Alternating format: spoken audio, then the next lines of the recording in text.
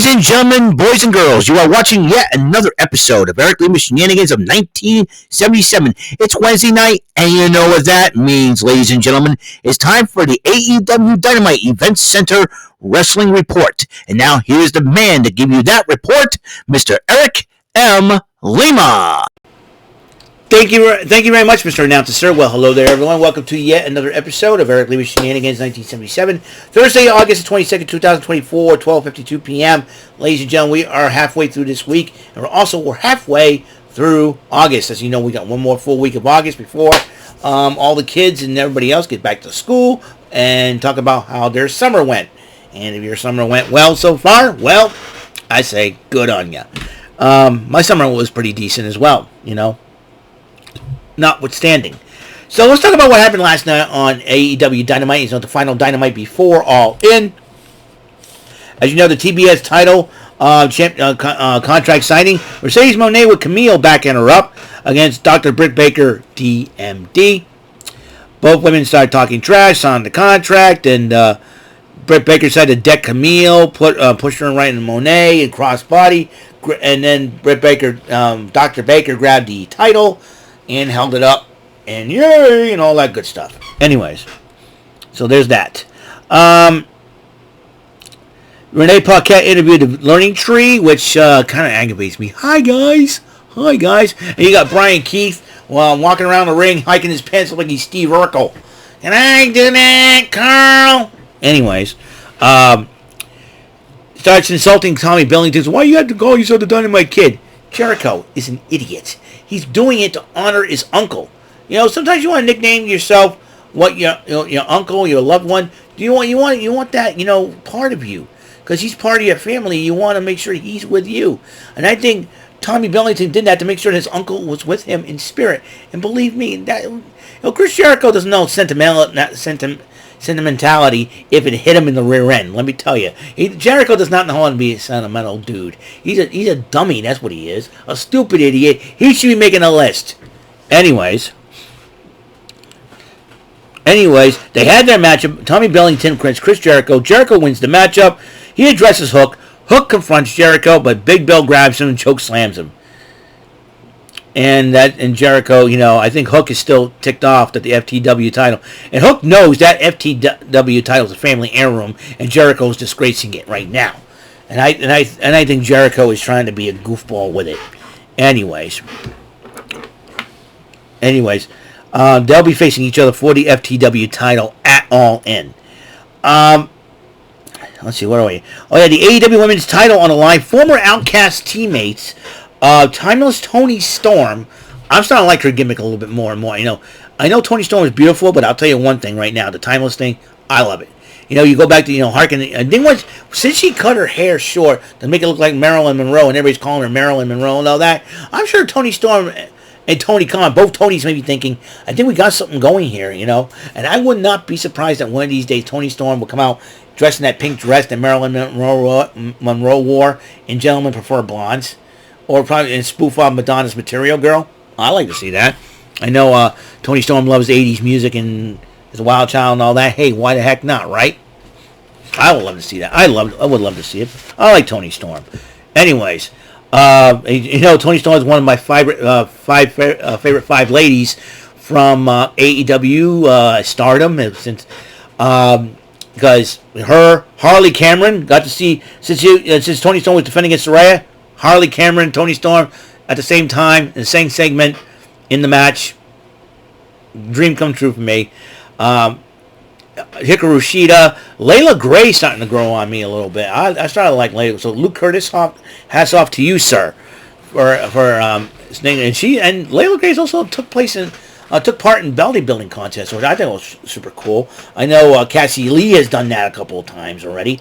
But Layla Gray, and she's now the stewardess for Top Flight, which I thought was a really cool gimmick.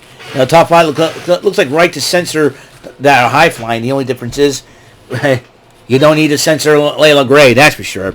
Anyways, this matchup, Toni Storm, Saraya for the title.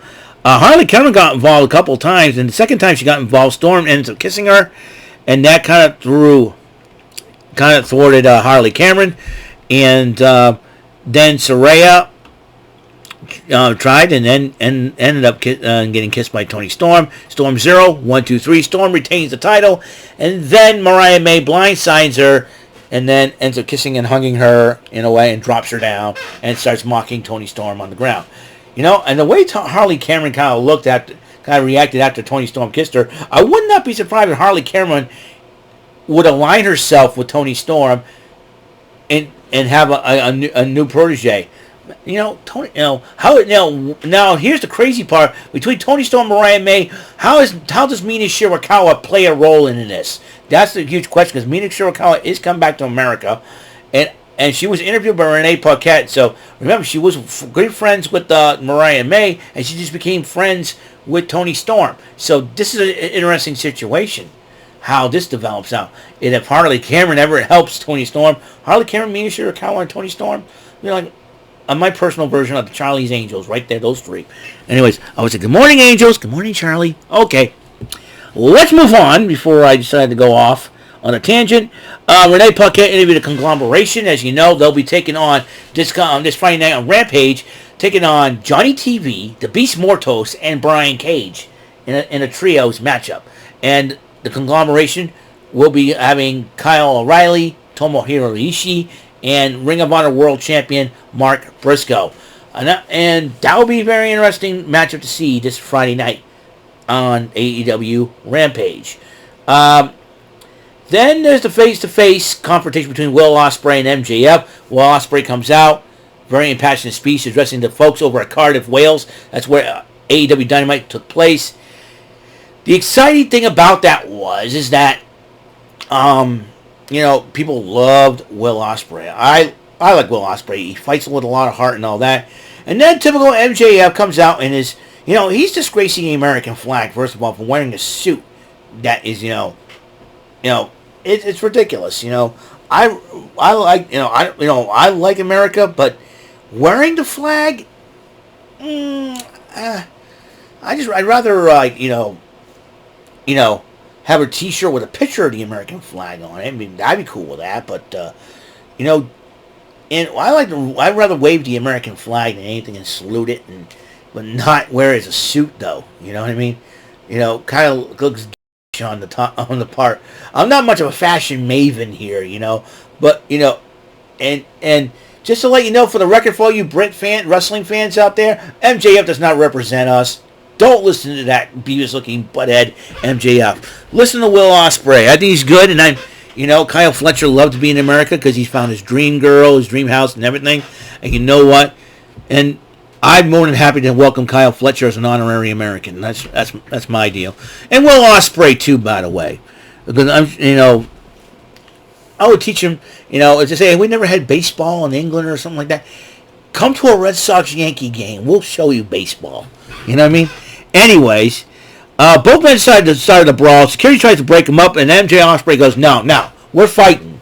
They continue on, but then MJF hits Will Ospreay out with the Dynamite Diamond Ring, of course, busts him open, and then Christopher Daniels had to step in, along with the other security, get him away, get him out, and that's how it is.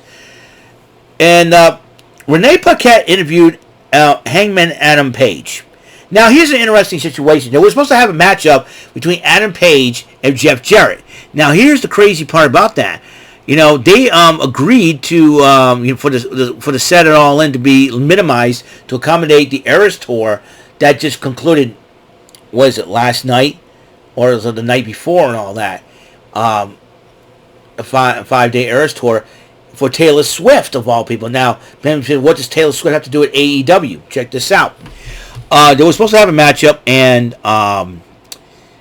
come to find out that the Jarrett family and Taylor Swift have been friends for years, for a few years, to the point where Taylor Swift babysat Jeff Jarrett's daughters when they were little, and the fact that one of Jeff Jarrett's daughters appeared in a Taylor Swift video. So I know y'all are not, I know most of the majority of us are not Taylor Swift fans. To be honest with you, the only Taylor Swift song I like was "Shake It Off." I thought it was like a cool song. It's almost like a beach type song. Anyways,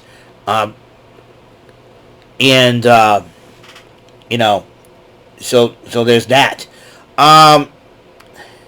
So they probably thinking of a surprise appearance for her at All In, but that match is not happening because one, Hangman Adam Page has got. I got 2 words for Hangman Adam Page: anger management.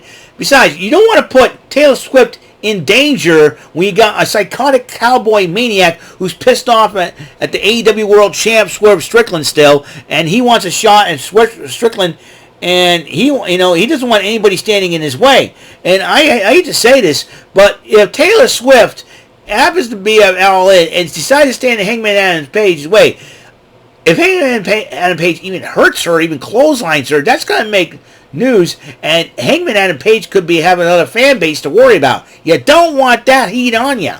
You know what I mean? It's like, so that match ain't happening. So Hangman Adam Page is in the Casino Battle Royal.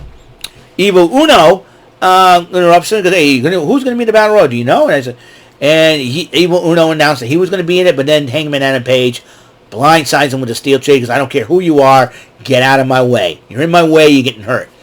I'm like, dude, anger management. Anger management. I know Swerve kind of made it personal with you, but anger management, man. Vengeance never solves anything.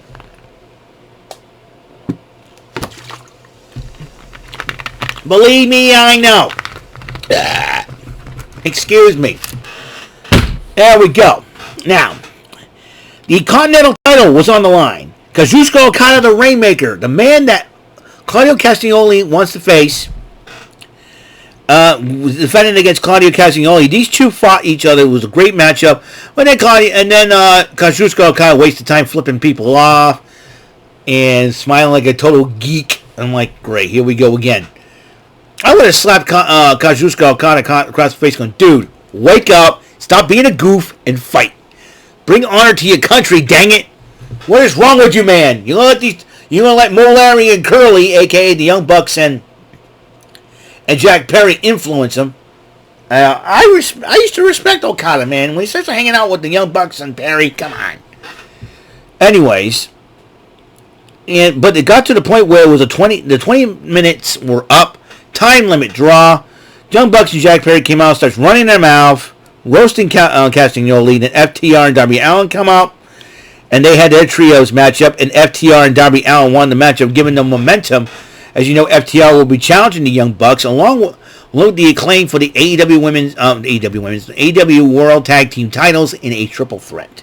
Meanwhile, Darby Allin's going to have his hands full in a coffin match for the TNT title as he faces Jack Perry for that title.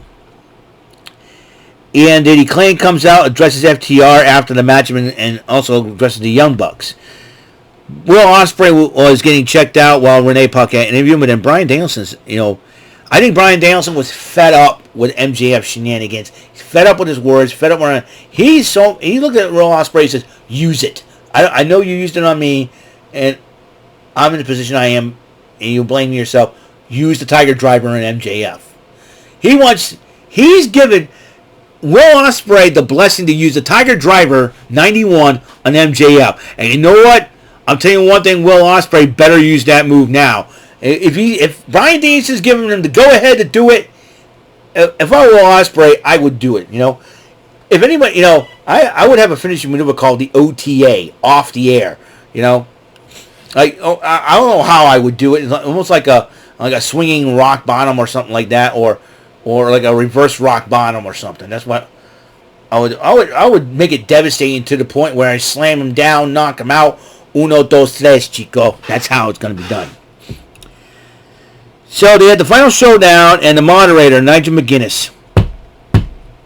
Nigel McGuinness, the guy who's been roasting Bryan Danielson since he came over to AEW.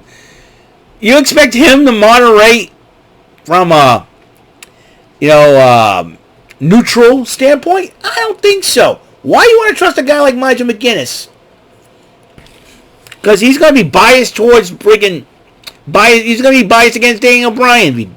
Or Bryan Danielson, you bunch of ding-dongs. So, anyways, Strickland's running his mouth. He comes out first, running his mouth, and it looks like, so Bryan Danielson, but then when he decides to bring up Danielson's family, You don't talk about a man's family in wrestling. He starts to rain, kicks Strickland in the face. And Bryan Danielson addresses Strickland, and that's where we end right here. Well, that's a fine how to do for you. So, the final episode of Dynamite before All In. This Sunday. I can't wait. So, we shall see what happens there, huh? So, that's all the time we have on this show. Excuse me again. I